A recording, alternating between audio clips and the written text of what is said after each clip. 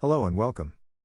I noticed that my home lab was missing one essential component: reverse proxy, which would provide the proper certificate to internal servers and also access to the internet.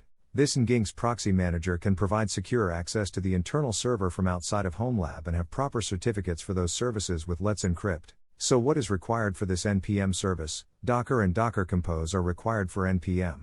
I use a wildcard for this configuration, and it required a DNS service where you can set a text DNS record, but you can also request letsencrypt certificate for a single DNS name. First, create that wildcard certificate with letsencrypt with certbot. Then with the certbot command create a wildcard certificate. Then you need to add on your DNS record the DNS text record which certbot generated during the process. I got my domain and DNS on porkbun. After a few minutes, we can continue certificate verification. And here we have that wildcard certificate. Let's start setting up npm by creating npm folder and docker-compose.yml file. Only a few changes need to make to this YAML file, which is the password. Change those from default to something else. Ports are default HTTP and HTTPS, so those are default, and the admin website is on port 81. Then spin up a Docker container with the docker-compose command.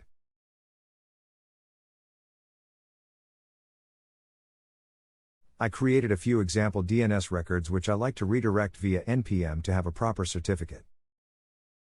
Let's log into our npm service and configure wildcard on it. But first, change the default admin account credentials.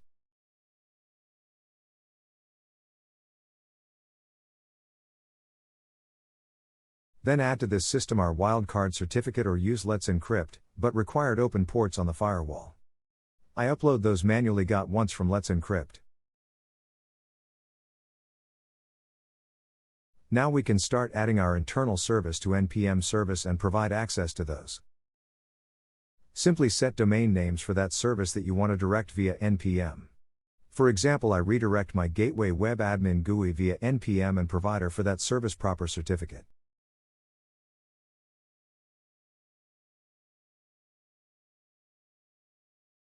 Then we created proxy on npm for gateway web GUI.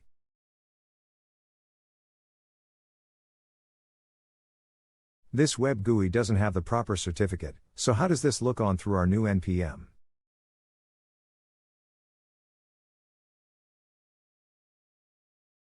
Looks like npm works.